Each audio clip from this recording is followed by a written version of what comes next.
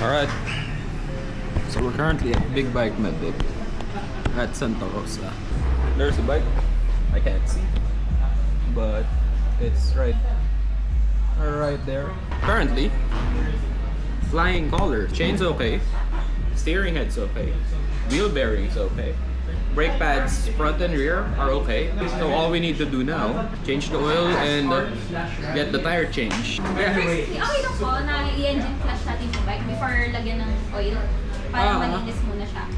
How much would the flush be? 350 lang naman to, sir. Yeah, sure. I'm surprised. Flying colors. 2014.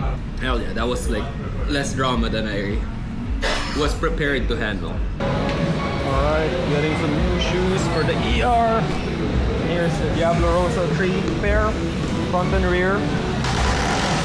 In preparation for the track day, we're gonna get some new sticky tires. I never thought I'd go Pirelli again, but might as well try it.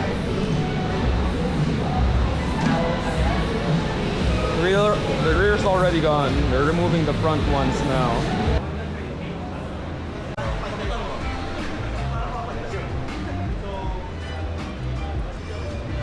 Still with the stickers. Anong mga ginawa?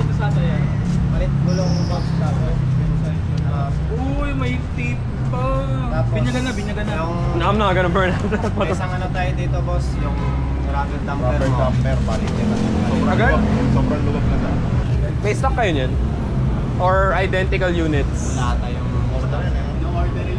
Ay, in order.